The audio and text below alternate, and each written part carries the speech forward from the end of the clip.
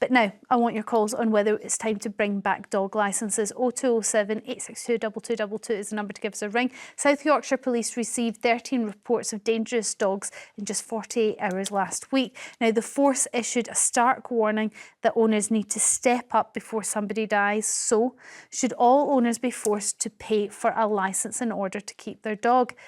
Now, campaigners say that it's absurd that the government doesn't currently know the full scale of the country's dog population. This is amid reports that it soared after the pandemic. Would licences work, or does that just penalise many, many responsible owners out there? What do you think about this, Peter? I'm a dog lover, but I'm not a dog owner. Okay. Many of my friends are. And they adore their dogs. They're responsible owners. They absolutely love them. They're a fundamental part of their families, and I love them too. And they would all happily get a dog licence because they are responsible, and they would see it as part of their dog ownership responsibilities.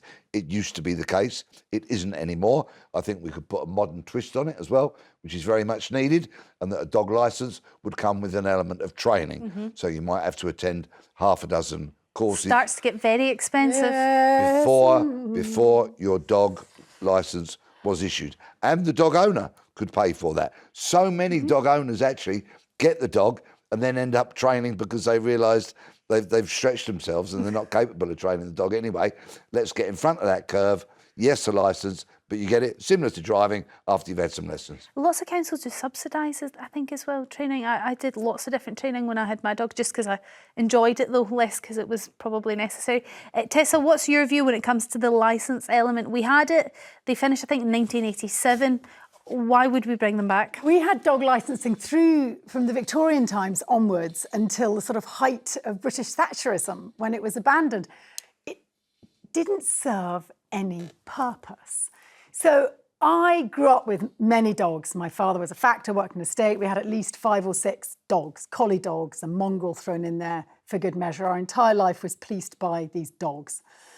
And I'm not, therefore, a huge dog lover. My brothers are. It's interesting what you take away from your childhood. But I do see that they provide huge benefit, often to the most vulnerable in society, the elderly, those who live alone, sometimes those who are otherwise financially constrained. And my worry is twofold. To have a meaningful licensing system, it would have to be costly. That would have to cost the dog owner. One of the reasons why the last set of licensing was got rid of was it had become such a nominal fee. It was irrelevant. So immediately, by implication, that would put a tax on some of those most vulnerable in society, at the same time as I don't see it protecting other people in society who are endangered by dogs. OK, but what Peter suggested is the training element to it, which we haven't had. If you were in 1980s, early 1980s, you had a dog, you just paid, I can't even remember what it was, £12 a year or something. It wasn't very much at all. There was no training involved, but now we'll bring in training. So the dog owner has to go for some sort of training. OK, so if you're going to bring in training on top of this licence, that means you are basically confining having a dog to a middle-class strata of society.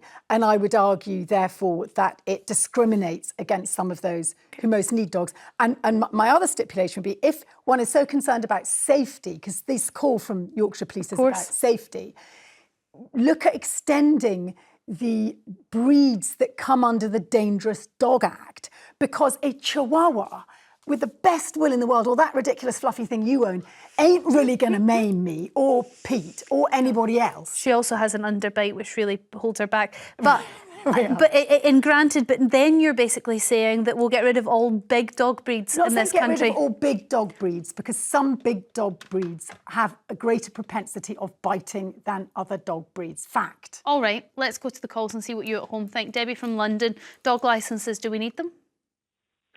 Yes, I think we really do. Mainly just to protect the other dogs, to protect dogs themselves, because there's so many dogs now being dumped, and the poor things, after COVID, so many people got dogs they're dumping them, and I think it protects the dogs. If there's a dog licence, then the owners are known, and Debbie, it will stop the dogs being dumped. I hear you, and it is so sad, but we already have to tag microchip our dogs. So then that is a legal requirement. Every owner of a dog, that dog should be microchipped, and that dog's microchipped has to be up to date so that when it's found, it can be sourced back to the owner. Address, number, name, all of that information should be there.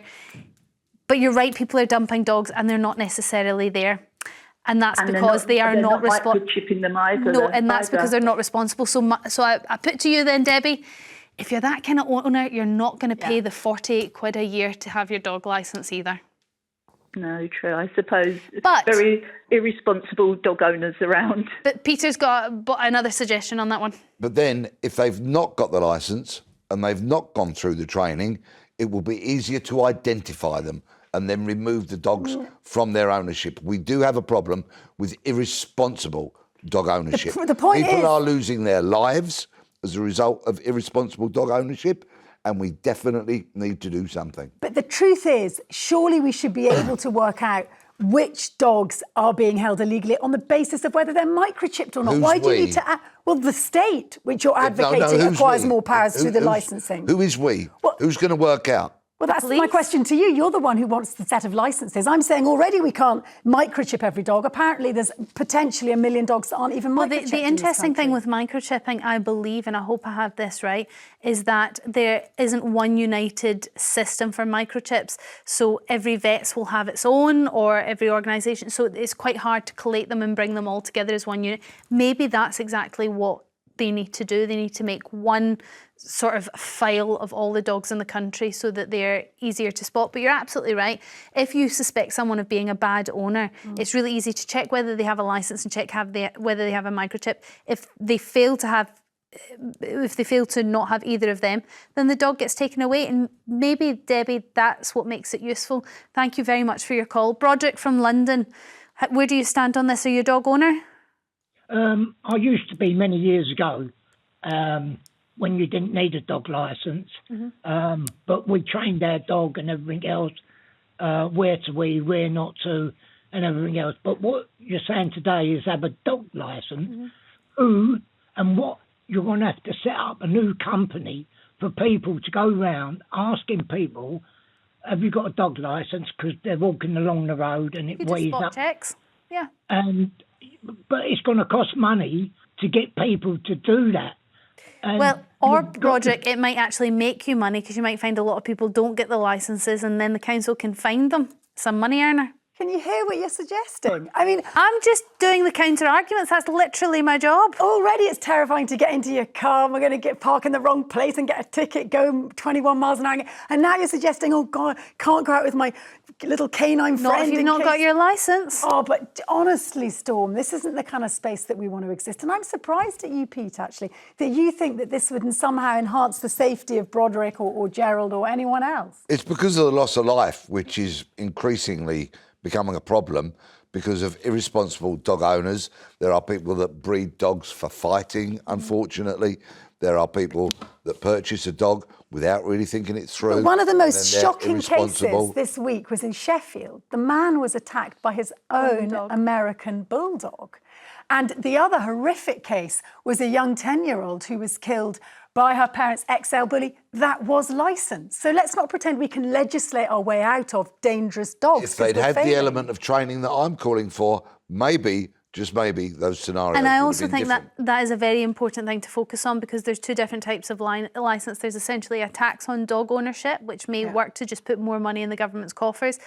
And then there's another element where it will be incredibly costly, but there would be training involved. But it would mean that only those with the financial backing or the financial means would be able to have a dog. How do we feel about that? Broderick, thank you for your call. Gerald from Yorkshire, are you a dog owner? I have been in the past, yes. Would you be happy to have a licence? I've listened to all the other people, and there's never one mentioned putting a muzzle on any dog. Any dog that say, I once was bitten by a Jack Russell for no reason at all. But if that dog, or all the dogs who have killed children and bitten people, if they had a muzzle on, they wouldn't be able to do it. If you've got a car, you've got to have a licence, and you have your own private number. You do, and Gerald, with a dog. Gerald, you do, but still over 1,000 people die a year, and we do have car licences, and we do have to pay road tax, and we do have to be responsible drivers, but there are still irresponsible ones amongst us.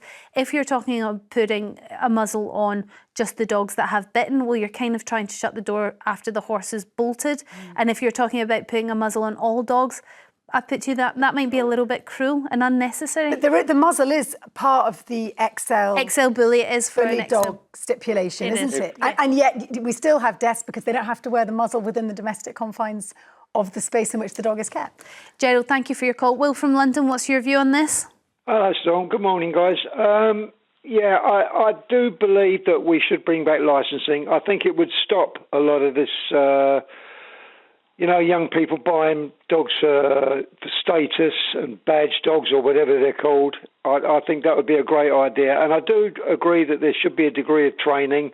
I took one of my dogs, a German Shepherd, to training, and she was absolutely beautiful. You know, they wanted to send her off to an RAF base to show her off. That's how good this training can be, and it doesn't take long to train a good dog.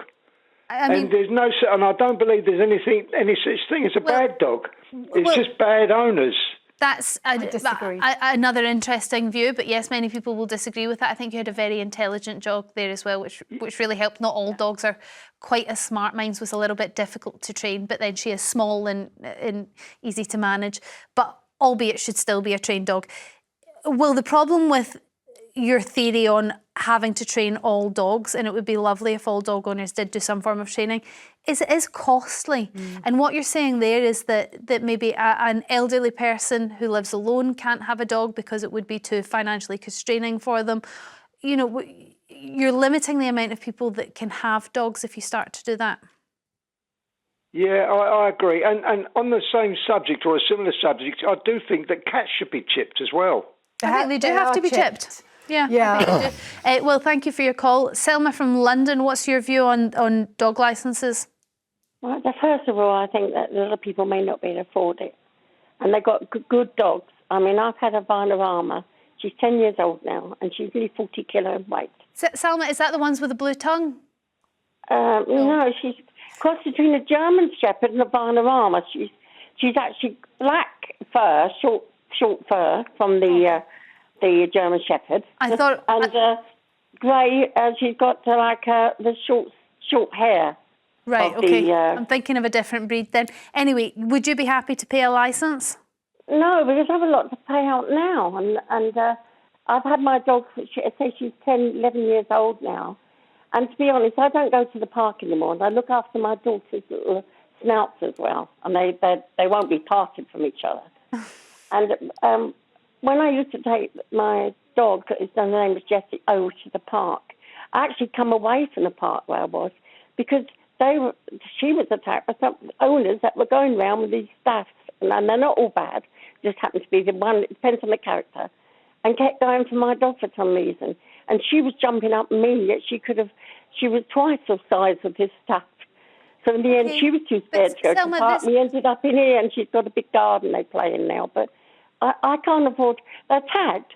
So if they got out or anything like that causing any problems, because they're tagged, they could easily find out who the owner is. Because they're microchipped, you mean?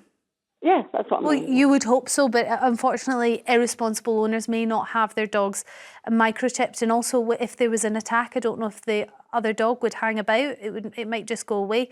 Selma, it's so complicated, but I understand it financially that would be a real hardship on a lot of people. But I think it's going to be a debate that will come round time and time again. And maybe the difference is this time if we put some training with it.